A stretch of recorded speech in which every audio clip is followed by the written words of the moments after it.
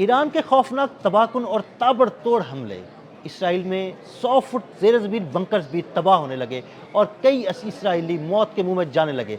आमिर रज़ा से बात करते हैं ताज़ा सूरत के बारे में। आमिर भाई, ऐसे खौफनाक हमले हो रहे हैं कि बंकर जो ज़ेर ज़मीन है, तकरीबन 100 फुट गहरे बंकर भी तबाह हो रहे हैं और इसराइली मर रहे हैं।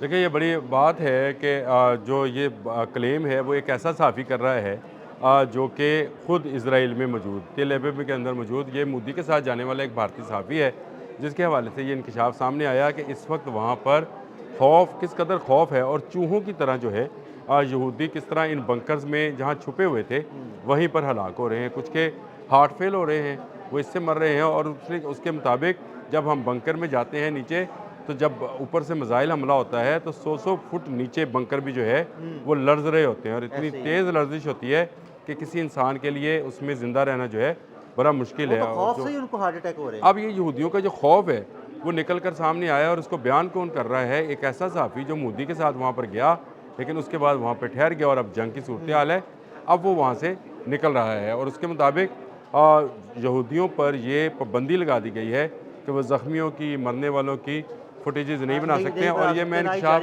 कल हमने इस पे बात भी की थी। परसों बात की थी इस हाँ, पर, बिल्कुल परसों बिल्कुल। हमने इस पर बात की थी। कल मैंने इसका हवाला दिया था कि हमने इस पर पूरा एक व्लॉग किया हुआ है कि यहूदियों पर क्या क्या पाबंदियाँ हैं।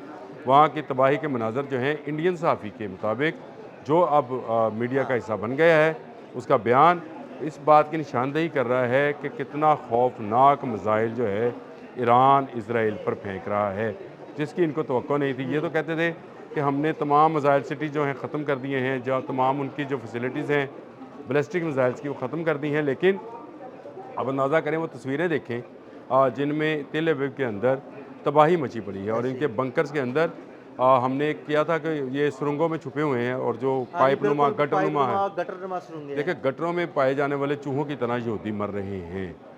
ये इससे कोई दूसरी राय नहीं है। जो लोग बम की तबाहकारी से बच रहे हैं वो इसके धमाके से हार्ट फेल होने से मर रहे हैं। और उसने कहा कि उनकी बुरी हालत है और वो तमाम के तमाम नेतन्याहू को गालियां बक रहे हैं और आमिर भाई, ये बद्दुआएं तो दे रहे बड़े हैं। अपने आप को महफूज समझते थे बंकर्स में, लेकिन ईरान के पास ऐसी क्या टेक्नोलॉजी आ गई कि 100 फीट गहरे बंकर्स भी तबाह करने शुरू कर दिए ईरान मैं ने। आपको एक चीज़ बताऊं, इससे इससे इससे इससे हवाला नहीं है, लेकिन मैं आपको बताऊं, दुनिया में पाए जाने वाले 99% सांप जहरीले नहीं होते, बिल्कुल। लेकिन उनके डसने से लोगों की मौत हो जाती है।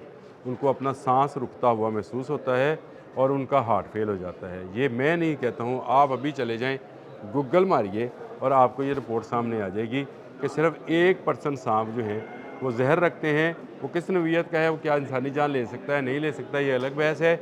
लेकिन खौफ एक ऐसी चीज़ होती है जो सांप के डसने आपको, का खौफ, कि उससे मुझे जान चली सांप ने जाती डस है। लिया है, हाँ जी, बस उससे जान चली या है। मैं मर तो जाऊंगा। ये यहूदी ईरानी मिसाइलों के खौफ से मर रहे हैं। सही। ये बंकर तक पहुंचता है या नहीं पहुंचता, इसकी आवाज़ बंकर तक पहुंच रही है। ओहो। ये इसकी ये बंकर को तबाह कर सकता है या नहीं कर सकता, ये बंकर लर्जा ज़रूर रहा है। और आप ज़रा इसके लर्जने के मनाजर उस इंडियन सहाफ़ी की ज़ुबानी ज़रा सुने तो आपको पता चले कि इस वक्त यहूदियों की क्या सूरत हाल है। हाँ, वो इंडियन साफी तो कह रहा है कि वो जब मिसाइल आता है या कहीं लगता है तो उसकी आवाज़ से वो बंकर्स लड़ना शुरू हो जाते हैं। वो लड़ते हैं तो इनको हार्ट अटैक होना शुरू हो जाता है। और ये सारे के सारे बंकर्स में हैं भी नहीं। दिलचस्प बात यह है कि ये कुछ लोग जो हैं अभी भी अपनी बिल्डिंग्स और अपार्टमेंट में रहते हैं और सायरन बजने की सूरत में वो नीचे भागते हैं बंकर्स की तरफ और इसी असना में मिसाइल जो है उनको हिट कर जाता है। अब तो कल मैंने आमिर भाई, कल हमने बात की थी कि कल वाले हमले में तो सायरन भी नहीं सायरन भी नहीं बजे। बजा तो हमला हो गया। हाँ, बिल्कुल। अब मुझे ये बताएं कि डोनाल्ड ट्रंप का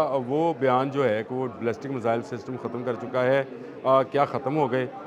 इंडियन सहाफ़ी ने ये पोल खोल दिया है इसराइल का, इसराइल की बहादुरी का, इसराइल के असले का और इसराइल के जज्बे और हिम्मत का, जो कि जवाब दे चुकी है। उसके उसके मुताबिक जो है इसराइली क़यादत जो है उसका ख़ुद से भी जो है वो मोराल जो है बहुत डाउन है और नेतन्याहू गायब हैं। यानी नेतन्याहू की कहीं पब्लिक अपीयरेंस नहीं है। पब्लिक वो अपीयरेंस जो नहीं है। कल कल मैंने एक वो जाली आपने और के असली वाली अपीयरेंस बेस दिखाई पर थी। उनकी अपीयरेंस हुई थी, लेकिन उसमें भी आमिर भाई वो फौजियों के चेहरे ब्लर थे। हाँ, वो उससे भी बड़े सवाल उठाए। फौजियों वाली थी, लेकिन अवाम में अगर अवामी कोई अपीयरेंस गया नहीं है है। तो बताएं। वो इंडियन सहाफ़ी का भी यही सवाल है कि ये कहाँ गायब है। बेंजामिन नेतन्याहू को इस वक्त सामने आना चाहिए था। देखें, ईरानी क़यादत कहीं ना कहीं आपको सामने आती नज़र आती है। बिल्कुल। मसूद पज़ेश्कियान का पुतिन को फ़ोन हुआ है तो आखिर टेलीफोन हुआ है बिल्कुल भाई, ऐसे ही, बिल्कुल वो लाइनों से ही लहरों से ही गए हैं, तो इसका मतलब है वो मौजूद हाँ हैं। जी, वो समझे कि अब्बास कवामी अरागची अपीयरेंस ही है, वो अब्बास अवाम के बारे में ही अरागची बात हुई है उसमें भी। अब्बास अरागची अगर गैर मुल्की मीडिया से बात करते हैं, तो इसका मतलब है जो कि अभी हाँ जी। एक टीवी इंटरव्यू में भी उन्होंने ये बात कही कि अमेरिका हम पर हमलावर है। तो इसका मतलब है वो बाहर हैं। लेकिन आपको इज़राइल की जानिब से ऐसी कोई जो है निशानदेही सामने नज़र नहीं आ रही है कि उनकी क़यादत जो है वो कहाँ पर गायब है। ईरान ताक ताक कर उन पर हमला कर रहा है और ईरान के पास इनके ज़ेरे ज़मीन बंकर्स के नक्शे भी मौजूद हैं। ये जो बंकर लर्ज़ रहे हैं ना, ये इसलिए है क्योंकि वो निशाना ही बंकर्स को बना रहा है। वो उन बंकर्स को बनाकर यहूदियों को ये मैसेज देना चाह रहा है कि बेंजामिन नेतन्याहू आपको एक ऐसी जंग में फंसा गया है जिसका एंड आपकी मौत है। आपकी मौत। ये पहली बात है कि इज़राइल में इस वक्त अफरा तफरी मची पड़ी है। इज़राइल से लोग, ये भारतीय सहाफ़ी कह रहा है, हम नहीं कह रहे, वो कह रहा है यहाँ से लोग निकलना चाहते हैं। इज़राइल ने पाबंदी लगा दी है, इज़राइल के एयरपोर्ट्स बंद हैं, ज़मीनी रास्तों से लोग निकलना चाहते हैं, उनको निकलने नहीं दिया जा रहा और ये चूहों की तरह मारे जा रहे हैं बंकर्स के अंदर। तो ये ऐसी सूरत हाल है जिसमें मैं समझता हूँ कि ईरान की एक बड़ी फतह जो है आमिर भाई, वो इस हमें दफ़ा सामने तो बड़ी खौफनाक किस्म की हालातें हो रही हैं इसराइल में, जिसको छुपाया जा रहा है। नहीं छुपाया क्या जाना है। इसराइल ने देखें कल के हमले में जो कि एक बिल्डिंग पर हुआ, उसमें इजरायली मीडिया जो है बता रहा है कि 9 लोगों की जो है मौत हुई है। अब ये 9 लोग जो मारे गए हैं ये वो हैं जो बंकर्स में नहीं थे, लेकिन बंकर्स में वेस्ट इंडियन सहाफ़ी के मुताबिक लोगों के हार्ट फेल हो रहे हैं खौफ के साथ, क्योंकि वो बाहर निकल नहीं पा रहे हैं, सांस रुकना शुरू हो जाता है। और जब इन बंकर्स के ऊपर बम गिराया जाता है तो इसकी जो एग्जॉस्ट फैसिलिटीज़ हैं वो तबाह वो की तबाह हो जाती जाती है। जब हैं, एग्जॉस्ट ही जिससे नहीं होगा तो फिर ऑक्सीजन, ऑक्सीजन का मसला होगा। तो फिर ये दम घुटने से मरेंगे या हार्ट अटैक से मरेंगे। इस तरह की अमवात जो है उसको रिपोर्ट नहीं किया जा रहा है और ना इनको वीडियो बनाने की इजाज़त है, ना तस्वीर बनाने की इजाज़त है, ना किसी गैर मुल्की के साथ कोई फ़ोन चैट हाँ जो जी, है चैट या गुफ्तगू वो करने की इस्तेमाल कर इजाज़त है। सकते हैं। तो ये एक बड़ी ख़तरनाक सूरत हाल है जिसमें ईरान ने फंसाया हुआ है। मैं कल हैरान हुआ कि कल तेहरान में इतनी बमबारी हुई है, इसके बावजूद तेहरान में सहरी और अफ्तारी की रौनकें जो हाँ थी, जी, वो वैसे ही थी। और वो हमारे एक टीवी चैनल है, निजी टीवी चैनल, उन्होंने वो पूरी रिपोर्ट दिखाई कि इस वक्त तेहरान में क्या हो रहा है। हम ये समझ रहे थे कि तेहरान जो है वो मुकम्मल तौर पर आमिर बंद भाई, हो गया। मुसलमान शहादत से नहीं डरता और रोज़े की हालत में शहादत। हाँ, और ही मुकाम है उसका, बिल्कुल, उसका बिल्कुल जितना ऐसे ही। बुलंद मुकाम होगा वो अल्लाह ताला जन्नत में वो यहूदी उसको तो जो डरे मुकाम बैठे हैं, देंगे। दुबके बैठे हैं, हार्ट अब वो अटैक उनको आ रहे हैं। मौत से डर रहे हैं। अब मौत से डर के बंकर्स में और बंकर के ऊपर जो है बैलिस्टिक मिसाइल जो हैं वो फेंक रहे हैं। कहीं बैलिस्टिक मिसाइल फेंक रहे हैं और कहीं वो जो है क्लस्टर बम भी, क्लस्टर आमिर भाई, बम जो है, क्लस्टर बम का हमला जो किया क्लस्टर गया। बम मेरे जहन से ही निकल रहा था, क्लस्टर बम जो है वो उसको गिरा रहे हैं। तो इससे जो है यहूदियों का खौफ जो है वो आ रहा है, नज़र सामने आ रहा है।